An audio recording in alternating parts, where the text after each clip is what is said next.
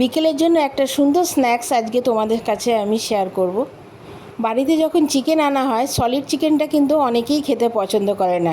সেই চিকেন দিয়েই আজ একটা চিকেন পকোড়া বানিয়ে তোমাদেরকে দেখাচ্ছি। চলো দেখে নাও এটা আমি কিভাবে বানালাম। প্রথমে সলিড চিকেনগুলোকে আলাদা করে নিয়ে আমি মিক্সিং বলে এটা ভালো একটা পেস্ট বানিয়ে নেব। এর মধ্যে যেন কোনো রকম হাড় না থাকে। তোমরা কিন্তু বিকেলে এই রেসিপিটা একবার ট্রাই করতে পারো। এর মধ্যে দেখো আমি কয়েকটা জিনিস অ্যাড করে দিয়েছি। 1 চামচের মতন আদা, রসুন, কাঁচা লঙ্কার একটা পেস্ট আমি বানিয়ে রেখেছিলাম। 1 থেকে 1.5 চামচ, এর বেশি এর মধ্যে দিইনি। চিকেনের মধ্যে দিয়ে দেবো খানিকটা কর্নফ্লাওয়ার, স্বাদ মতো নুন আর স্বাদ মতন হলুদ। এবার এই সমস্ত জিনিসকে ভালোভাবে আমি মিশিয়ে নেব। মেশানো হয়ে গেলে এরপরে আমাদের লাগছে চিজ। এখানে আমি মজারেলা চিজটা নিয়ে নিয়েছিলাম। এবার এই চিজটাকে আমি এভাবে গ্রেট করে নিয়ে নিয়েছি। চিজ দেওয়াতে কিন্তু পকোড়াটা আরও বেশি টেস্টি হয়েছিল। দেখো আমি এভাবেই গ্রেট করে নিয়েছি। এবার যে চিকেনটা ছিল, চিকেনটা বলের আকার করে নিয়ে একটু গর্ত করে ভেতরে আমি চিজগুলোকে ভরে দিয়েছি।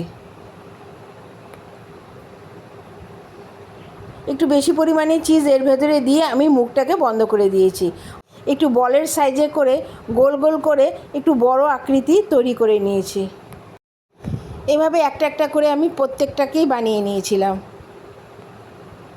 তোমরা ঠিক এইভাবেই করো।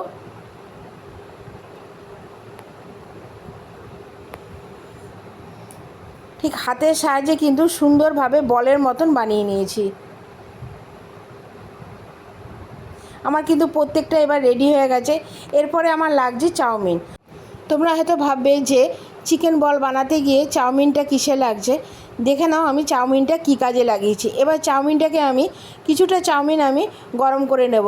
কিন্তু চাউমিনগুলো কিন্তু আমি একটাও ভাঙিনি, ঠিক লম্বা লম্বাভাবেই রয়েছে। এইভাবে আমি এই চাউমিনটাকে সেদ্ধ করে নিয়েছি। এবার সেদ্ধ করার পরে জলটাকে ঝারিয়ে চাউমিনটাকে একটু শুকিয়ে নেব। এবার প্রত্যেকটা বলকে চাউমিন দিয়ে আমি কোট করে নেব, ঠিক এইভাবে। এবার এই কাজটা হয়ে গেলে আমি প্রায় আধা ঘন্টার জন্য আমি এই চিকেন বলগুলোকে ফ্রিজে রেখে দিয়েছিলাম, যাতে এই চাউমিনগুলো বলের সাথে ভালো মতন আটকে যায়।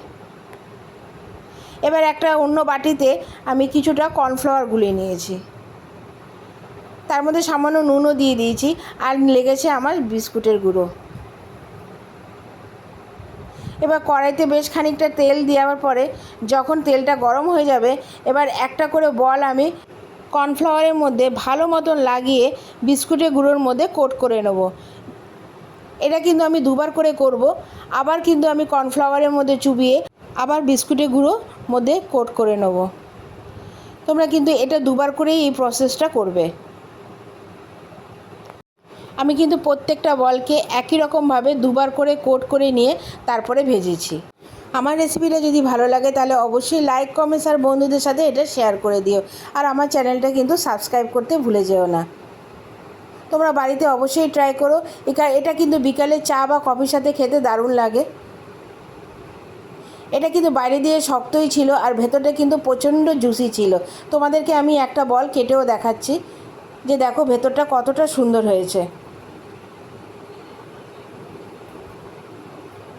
দেখো ভেতর দিয়ে দেখতে কতটা সুন্দর লাগছে, খেতেও কিন্তু দারুণ হয়েছিল।